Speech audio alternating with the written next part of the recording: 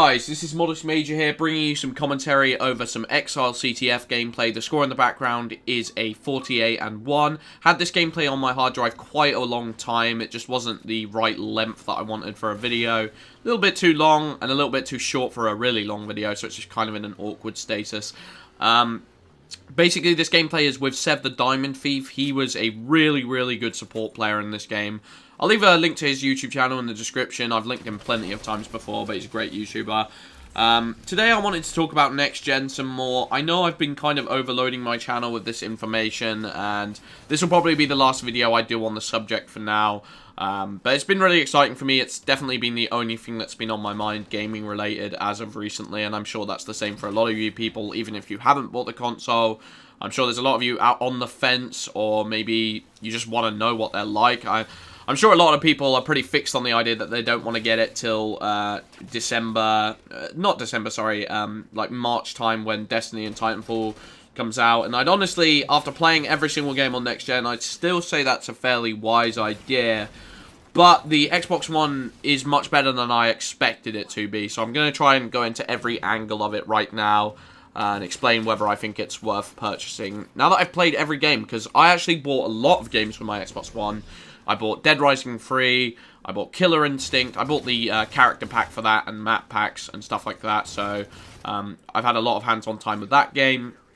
Then there is Forza Motorsport, which I haven't actually gotten around to playing because the installation is really long on that game, but I pretty much know what I'm going to get with that game, a really solid racing title. I'm not much of a racer myself, but yeah, moving forward, Battlefield 4 is the other game. Now, I didn't buy Call of Duty Ghosts, because personally I thought that Call of Duty Ghosts on 360 was a disgrace. I thought it was like an insult to developers worldwide. The lack, just the lack of support to the community after Treyarch had shown so much faith, and the fact that the health is lower in that game than any other Call of Duty, yet the maps are 10 times bigger.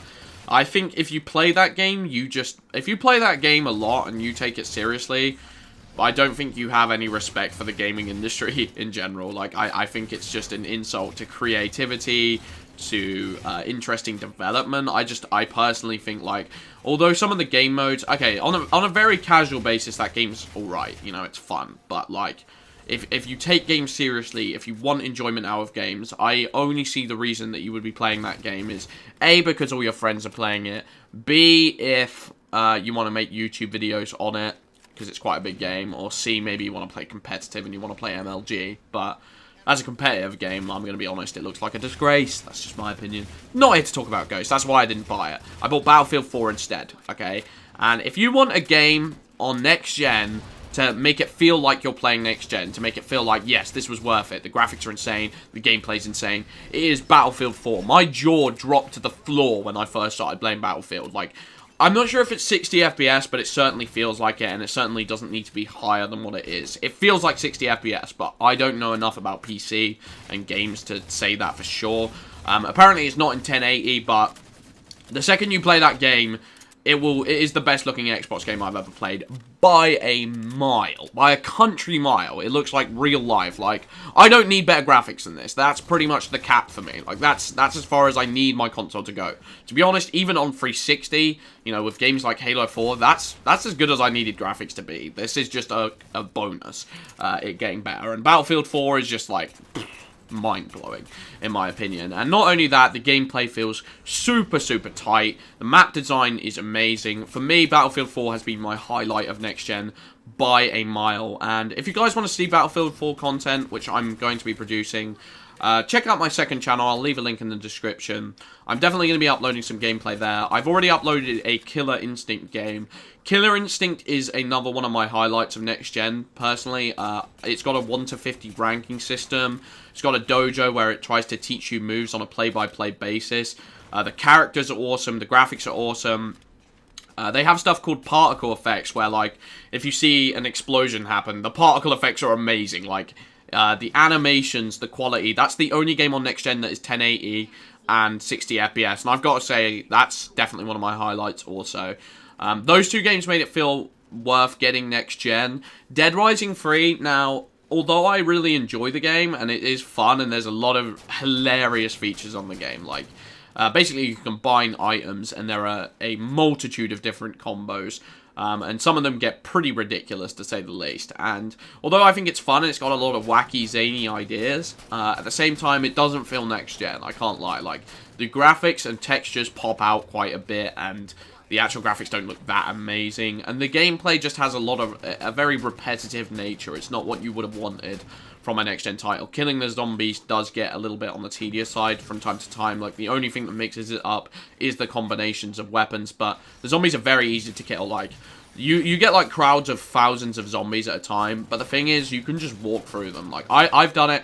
There's a button which lets you roll through crowds, and literally, I have just rolled through tons and tons of zombies, and it shouldn't feel like that in a zombie game. Like, there should be a sense of fear and a sense of worry, and they definitely captured that in the original Dead Rising games. I was a big fan of Dead Rising 1. Dead Rising 1, you were constantly on edge, you were constantly looking for supplies. It made it feel a lot more like a zombie survival game. This doesn't feel like a survival game. This feels like a murder masses of zombies games, and if that's, you know, that's fun in its own way. I can't lie. Playing co-op, I had hysterical amounts of fun, but it is going to reach a limit. It's sort of like the equivalent of a casual multiplayer game. Yeah, you might get a little fun kill streak at the beginning, and you might, you know, destroy people, but eventually it won't feel rewarding, because you'll know you didn't do it because of skill, you just did it because the game wants you to succeed. The game wants you to have fun with it.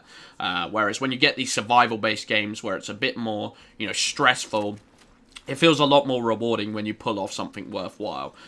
In my personal opinion. Rise, Son of Rome, God, that game looks amazing. It looks so good. And, like, the environments they got in the game, my worry with Rise when I saw the gameplay demos and when I was playing the first 2 levels is that I thought the scenery was going to get a bit repetitive, but they change it around a lot. For example, there's, like, a forestry environment where basically, you know, you run through a forest, and it's very similar to, like, the early levels of Halo 3. But imagine the early levels of Halo 3 in the most photorealistic graphics you will see. Like, it's just godly.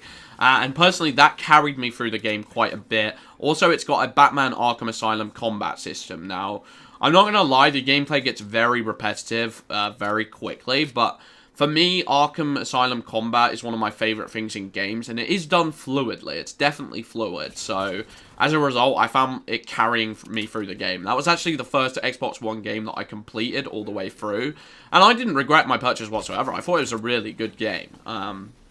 You know, it's definitely not a system seller, but it was a nice addition to my console. For me, I'd have to say Battlefield 4 is the best game, and that's why it might be an argument to some people that, like, why don't they just get PS4 now then? Because A, it's cheaper, B, you get Battlefield 4, which is awesome. But I think the thing that separates Xbox One right now is the interface is amazing. Like, I've had a couple problems here and there with it.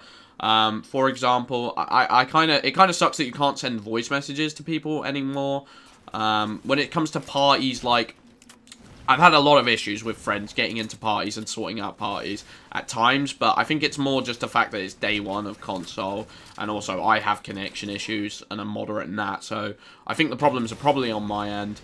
But overall, the Kinect functionality has been one of my favourite things about the console, and I never in a million years would have said that. Like, I didn't buy an Xbox 360 Kinect because I thought it was a disgrace. I thought it was, like, terrible. I thought it was a joke. Kinectimals and Kinect Adventures is so gimmicky, and not only is it a gimmick, it's a gimmick that is completely copy and pasted from the Nintendo Wii. Obviously, they built upon it in certain areas, but when it comes to Kinect gaming, I don't care. But when it comes to the dashboard functionality with Kinect, it's freaking awesome. Like, snapping stuff is so easy. It's so ridiculously easy. And the fact that you can change from a game to dashboard and still have the game running in the background, and then switch to a game as easy as 1, 2, 3, it feels so next gen. It feels so innovative, and it feels like something that I wouldn't want to have to change back to 360 now, because you know, it definitely felt awkward at first saying the Kinect commands out loud, I can't lie, but you do get used to it, and the fact that everyone in your party's doing it, it starts to become kind of natural, and